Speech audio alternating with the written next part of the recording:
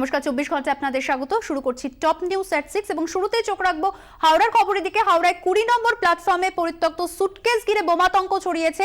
ঘিরে রাখা হয়েছে গোটা প্ল্যাটফর্ম। ঘটনাস্থলে জিআরপি, আরপিএফ এবং বম্ব স্কোয়াডও ঘটনাস্থলে যাচ্ছে। সাধারণ যাত্রীদের সেখান থেকে সরিয়ে দেওয়া হয়েছে। কি পরিস্থিতি এই মুহূর্তে সেখানে? আমাদের সঙ্গে রয়েছেন টেলিফোনে আমাদের প্রতিনিধি, এই মুহূর্তে সরাসরি সেখান থেকে রয়েছেন দেবব্রত ঘোষ। দেবব্রত, এই মুহূর্তে কি ছবি ধরা পড়ছে? দেখো, এই মুহূর্তে হাওড়া স্টেশনের 20 নম্বর প্ল্যাটফর্ম, সেখানে সেই 20 নম্বর প্ল্যাটফর্মটি সম্পূর্ণ ঘিরে রাখা হয়েছে। কোনো যাত্রীদের সেখানে যেতে দেওয়া হচ্ছে না। এবং ওই যে প্রথমে যে কালো সুটকেসটি পাওয়া গেছিল তার মধ্যে থেকে একটি টিফিন বক্স পাওয়া যায় এবং টিফিন বক্স পাওয়ার পরই আরপিএফ এবং জিআরপি তাদের কিন্তু সন্দেহ কিন্তু অনেক জোরালো হয় এবং তারা মনে করছেন এটার মধ্যে এক্সপ্লোজিভ আছে। এই মুহূর্তে সিআইডির বম্ব ডিসপোজাল স্কোয়াড তারাও এসে পৌঁছেছেন এবং প্রাথমিক পরীক্ষা করার পর তারা মনে করছেন এর মধ্যে এক্সপ্লোজিভ রয়েছে, এমনটা কিন্তু প্রাথমিকভাবে মনে করা হচ্ছে। স্লিপার ডকও কিন্তু সেরকম ইঙ্গিত দিয়েছেন, যদিও বম্ব ডিসপোজাল স্কোয়াড এখনও তারা পরীক্ষা সম্পূর্ণ করেনি এবং সেটা সম্পূর্ণ করার পরই পুরোপুরি বোঝা যাবে যে এর মধ্যে সত্যিই এক্সপ্লোজিভ আছে কিনা। তবে এই বম্ব ডিসপোজাল স্কোয়াডের পাশাপাশি আরপিএফ এবং জিআরপির যে সমস্ত অফিসাররা রয়েছেন তারাও ঘটনাস্থলে রয়েছেন। কোনো যাত্রীকেই সেখানে যেতে দেওয়া হচ্ছে না। তবে কে বা কারা এই সুটকেস বা টিফিন বক্স এখানে ফেলে রাখলো সেটাও কিন্তু এখনও পর্যন্ত পরিষ্কার নয়। সেজন্য প্ল্যাটফর্মের মধ্যে রাখা সিসিটিভি ফুটেজ সেগুলো খতিয়ে দেখা হচ্ছে যে কে এই সুটকেসটি এখানে নিয়ে এলো এবং এই সুটকেসের মধ্যে যে টিফিন বক্স ছিল সেটা কিভাবে এখানে এলো, সমস্তটাই কিন্তু পরীক্ষা নিরীক্ষা করে দেখা হচ্ছে। অর্পিতা, দেবব্রত, একই সঙ্গে জানতে চাইবো যে যাত্রীদের একটা নিরাপদ দূরত্বে সরিয়ে রাখা সেই বিষয়টি কি সম্পূর্ণ নিশ্চিত করা গেছে? দেখো, যাত্রীদের সম্পূর্ণ নিরাপদ দূরত্বে তাদেরকে সরিয়ে দেওয়া হয়েছে এবং কোনো যাত্রীকেই শুধু এই 20 নম্বর প্ল্যাটফর্ম কেন, 20, 19 এবং 21 নম্বর প্ল্যাটফর্ম সেখানেও তাদেরকে কিন্তু যেতে দেওয়া হচ্ছে না এবং নিরাপত্তার খাতিরেই সমস্ত যাত্রীদের সেখান থেকে সরিয়ে দেওয়া হয়েছে। তবে প্রাথমিকভাবে আমি যেটা বলছিলাম যে সিআইডি বম্ব ডিসপোজাল স্কোয়াড তারা মনে করছেন এর মধ্যে এক্সপ্লোজিভ কিছু রয়েছে।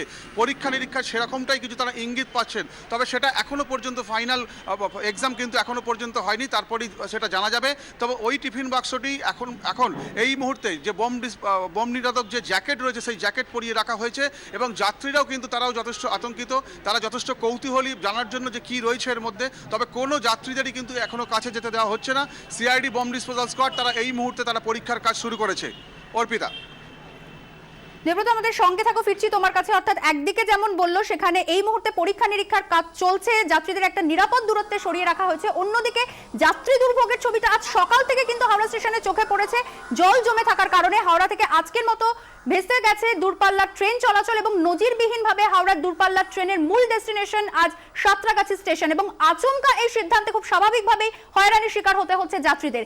লোকাল ট্রেনের ক্ষেত্রেও মাত্রা ছাড়া দুর্ভোগে পড়েন যাত্রীরা। নিম্নচাপের বৃষ্টির কারণে জল জমে যাওয়াতেই এই বিপর্যয়।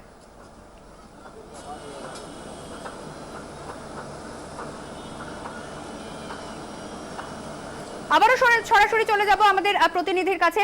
দেবব্রত, এই বিষয়টি জানতে চাইবো যে সাঁতরাগাছি আজকের মতন ডেস্টিনেশন, সেখান থেকে দূরপাল্লা ট্রেন ছাড়ছে এবং দূরপাল্লা ট্রেন এসে সেখানেই দাঁড়াচ্ছে।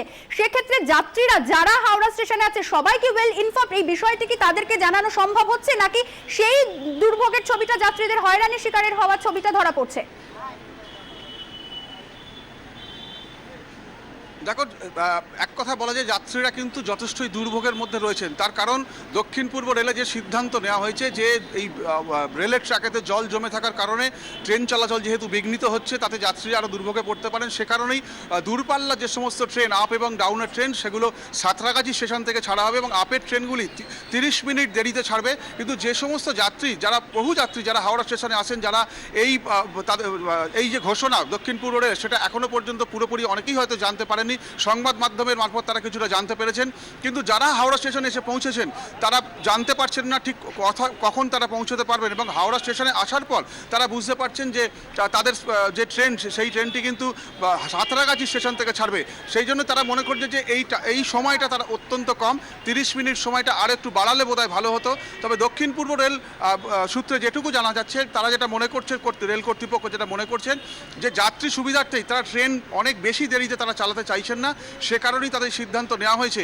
তবে একটা কথা বলা খুবই জরুরি, সেটা হচ্ছে যে এই বারবার এই ধরনের যে ঘটনা ঘটছে, অর্থাৎ অল্প বৃষ্টিতে রেলের ট্র্যাকে যে জল জমে যাচ্ছে, তার ফলে কিন্তু ট্রেন চলাচল বারবারই কিন্তু বিঘ্ন হচ্ছে। এবং এখানে যে একটা কোঅর্ডিনেশন মিটিং বারবারই এর আগেও করা হয়েছিল রেল কর্তৃপক্ষ, প্রশাসন এবং হাওড়া পুরসভা, যাতে জল নিকাশির ব্যবস্থা এখানে করা যায়, একটা পাকাপাকি একটা সমাধানের ব্যবস্থা করা যায়, একটা স্থায়ী সমাধানের ব্যবস্থা করা যায়, সেটা কিন্তু এখনো পর্যন্ত কার্যকরী হলো না। এবং আজকে যে ঘটনা ঘটলো, নজিরবিহীনভাবে হাওড়া স্টেশন থেকে কোনো দূরপাল্লার ট্রেন ছাড়লো না, এবং সেই ট্রেনগুলি সাঁতরাগাছি স্টেশন থেকে ছাড়ছে, এবং সমস্ত দূরপাল্লার ট্রেন সেগুলোও কিন্তু সাঁতরাগাছি স্টেশনেই আসছে। বহু লোকাল ট্রেন বাতিল করা হয়েছে এবং অনেক লোকাল ট্রেনই সাঁতরাগাছি স্টেশন থেকে চালানো হচ্ছে।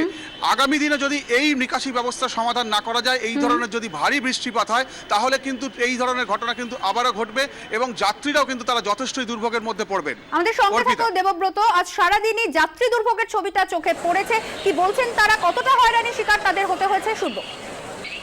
খুব অবস্থা খারাপ, কোনো টাইমে কোনো ঠিক নেই। বর্ধমানে পর থেকে সব জায়গাতে মোটামুটি একবার করে দাঁড়াচ্ছিল। এটা সুপারফাস্ট এক্সপ্রেস ট্রেন, তো আমার অসুবিধা হলো, খুব 1.5 ঘন্টা লেট হলো ট্রেনটা।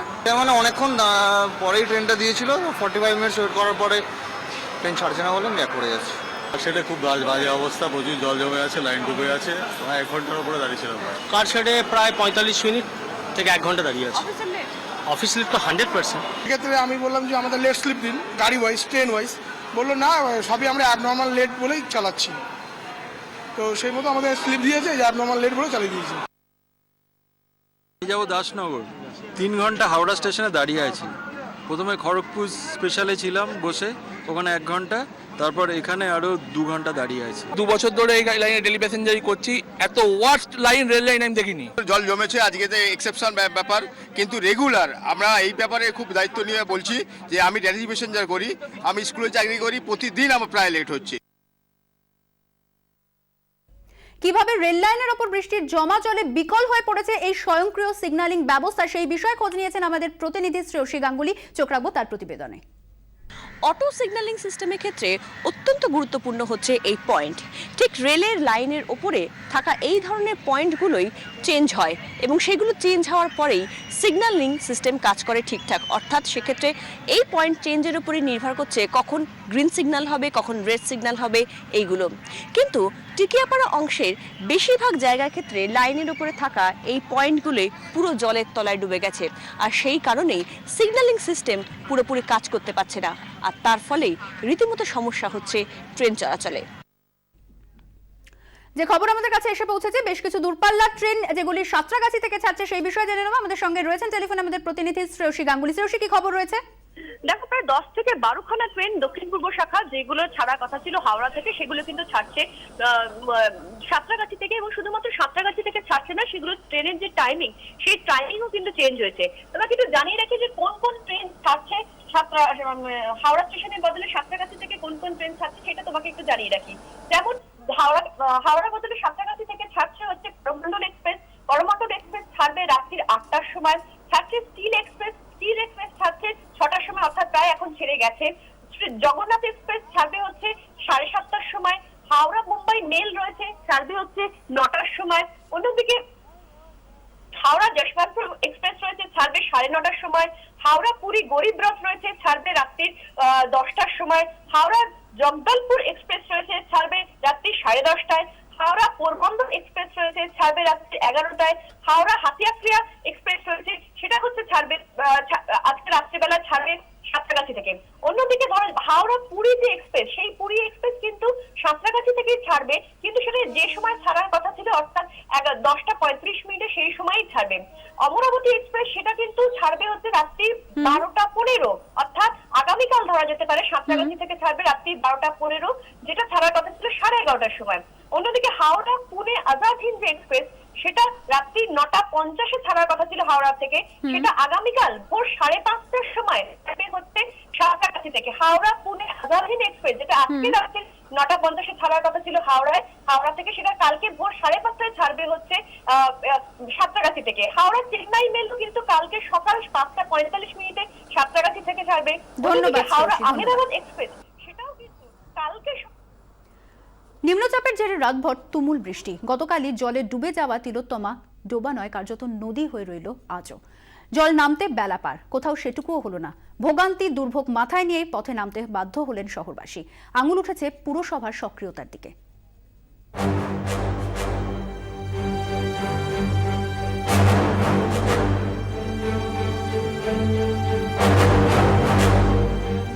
কোনটা রাস্তা কোনটা ফুটপাত বোঝার উপায় নেই। কলকাতা জলে ডুবে, মঙ্গলবারও কমল না ভোগান্তি।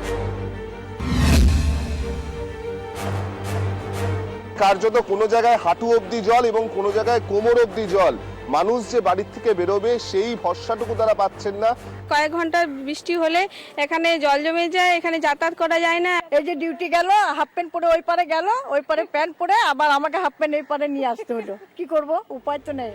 এদিন আলিপুর বডিগার্ড লাইন্সের অবস্থা এতটাই শোচনীয় হয়ে দাঁড়ায় যে রীতিমতো নৌকো নামিয়ে যাতায়াতের বন্দোবস্ত করতে হয়। যেখানেই ম্যানহোল খুলে দেওয়া হচ্ছে সেখানে দ্রুত গতিতে জল নামতে শুরু করছে। এটাই প্রশ্ন উঠছে যে যদি ম্যানহোল খুলেই জল নামাতে হয় সেখানে কেন ভোরবেলা থেকে এই ইনিশিয়েটিভটা নেওয়া হলো না, যাতে কিনা 9টার পর থেকে সাধারণ মানুষকে যাতে সমস্যায় পড়তে না হয়। শহরের ব্যস্ত রাস্তার এই হাল অফিস টাইমেও। ঠনঠনীয় কালীবাড়ির সামনে হাঁটু জল পেরিয়ে চলাফেরা, বিরক্তিও চরমে ওঠে পথচারীদের মধ্যে। এতটা জল ভেঙে যাওয়া, রাস্তাঘাটের যে অবস্থা, মানে পাম্পিং স্টেশন হয়েও কোনো কাজ হচ্ছে না এখানেতে। বিশাল প্রবলেম। আমার তো এবার ফার্স্ট কলকাতায়, আমার বাড়ি দক্ষিণ দিনাজপুরে। এবার আমি জানতাম না এরকম জল। স্কুল পড়ুয়াদেরও ভোগান্তির এক শেষ, স্কুলে যাবে কি তার আগেই জলে ভিজে হাল বেহাল। একে জমা জল, তাই আবার দুর্ভোগের দোসর গাছ পড়া। গড়িয়াহাটের অত্যন্ত ব্যস্ততম এই রাস্তা, যেখানে অতি পুরনো একটি বট গাছ ঠিক এভাবেই পড়ে গিয়েছে। সেই সঙ্গে ল্যাম্প পোস্ট যেটা রয়েছে সেটাও ভেঙে পড়েছে। ট্রাম কোম্পানি কারেন্ট বন্ধ করে দিয়েছে। ওরা যখন নিয়ে গিয়ে ট্রাম তখন বন্ধ করেছে, দেখতে পেয়ে বন্ধ করে দিয়েছে। আর তারপরে কর্পোরেশন ফোন করা যায়, কেউ কোনো কিছু সারা শব্দ দেয়নি, মনে ঘুমাচ্ছে এখনো। তলায় তো ইঁদুরে, মাটির ওই জায়গাগুলো ইঁদুরে তো খুঁড়ে খুঁড়ে খেয়েছে। তারপর তো চারদিকে কংক্রিটের মতন হয়ে যাওয়াতে গাছের জলটার গোড়ার মধ্যে পড়ছে না, গোড়াটা পুরো আলগা হয়ে গেছে। গাছ ভেঙে পড়ায় গড়িয়াহাট অঞ্চলে সকাল থেকে বন্ধ করে দেওয়া হয় দুটি লেন, যার জেরে যাত্রীদের দুর্ভোগ চরমে ওঠে। ওদিকে আবার দক্ষিণে গড়িয়া, যাদবপুর ও বেহালার কিছু অংশেও দেখা যায় একই জল যন্ত্রণার ছবি। ভিক্টোরিয়া এবং রেসকোর্সের মাঝের রাস্তাতেও জল জমে যায়, যানজটের সমস্যা আরও মারাত্মক চেহারা নেয়। पूरा परेशान है, उसके सिलेंडर में पानी चला गया। हमारा गाड़ी भी बंद हो गया, हम लोग देख रहे हैं पानी उठा के चल रहा है। खूब टाइम लगता है, जामजट खूब जैम भी हो रहा है, बहुत हो रहा है। पूरे कलकत्ता में ये हाल है। টানা বৃষ্টি আর গঙ্গায় জোয়ার, সে কারণেই শহরের বিভিন্ন রাস্তায় জমা জল গঙ্গায় ফেলা যায়নি। পাম্পিং স্টেশনগুলিও ছিল বন্ধ, এই কারণেই দুর্ভোগ দাবি পুরসভার। তবে গাফিলতিও যে হয়েছে তা কার্যত স্বীকার করে নিতে হয়েছে তাঁদেরও। 8 ঘন্টা শিফট দিয়েছিলাম, পরিস্থিতি বুঝে সেই লোকগুলোকেই আমরা 24 ঘন্টা ডিউটি করতে বলেছি।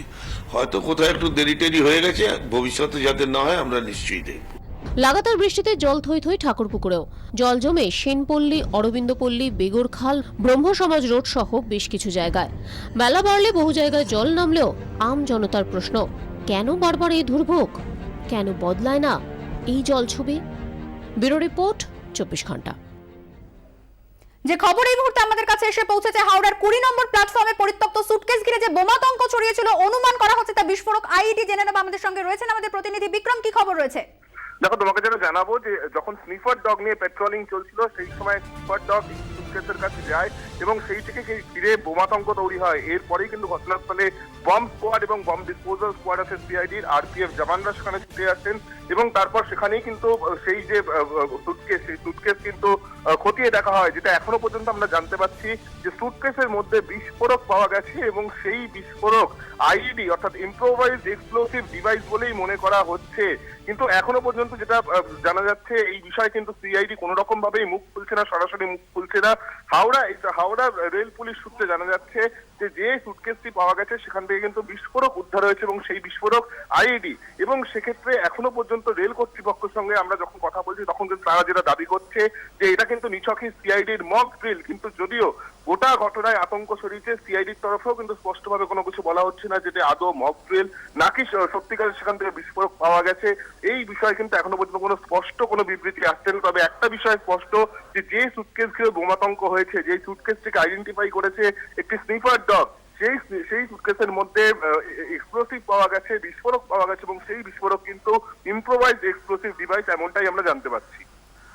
বিক্রম, এই যে রেল কর্তৃপক্ষ দাবি করছে যে এই গোটা বিষয়টা মক ড্রিল, নিশ্চিতভাবে কি এখনো কোনো তথ্য সামনে আসছে বা কিভাবে গোটা পরীক্ষা নিরীক্ষা চালানো হচ্ছে? দেখো, নিশ্চিতভাবে কিন্তু কোনো কিছু বলা হচ্ছে না। যেটা তোমাকে জানিয়ে রাখবো, রেল পুলিশের তরফে বারবার করে বলা হচ্ছে যে সুটকেসটিকে স্নিফার ডগ আইডেন্টিফাই করেছে সেই সুটকেসের মধ্যে বিস্ফোরক পাওয়া গেছে এবং তার মধ্যে কিন্তু সেটি কিন্তু আইডি বলে মনে করা হচ্ছে। যদিও যেটা সিআইডির তরফে এখনো পর্যন্ত এই বিষয়ে সরাসরি কোনো বক্তব্য না রাখলেও রেলের তরফ থেকে যেটা জানা যাচ্ছে যে এই গোটা ঘটনা, অর্থাৎ যে সুটকেস পাওয়া গেছে সেটা কিন্তু সাজানো ব্যাপার রয়েছে, সেটা কিন্তু মক ড্রিল এমনটাই বলা হচ্ছে।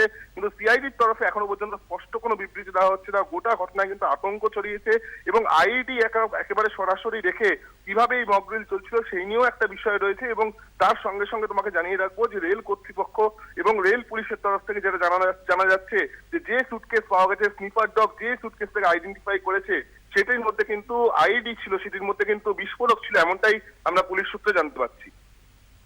বিক্রম, আমাদের সঙ্গে থাকো, ফিরছি তোমার কাছে। এর মধ্যে যে খবর আমাদের কাছে এসে পৌঁছেছে রাজস্থানের কোটায়, সেখানে ব্যস্ততম স্টেশনেও কিন্তু বিস্ফোরক পাওয়া গেছে, যদিও তার ধরন সম্পর্কে এখনো নিশ্চিত হওয়া যায়নি। আবার আমাদের সঙ্গে রয়েছেন আমাদের প্রতিনিধি বিক্রম।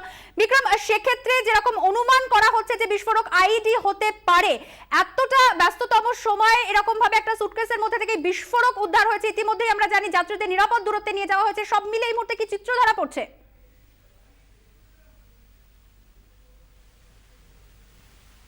বিক্রম, শোনা যাচ্ছে?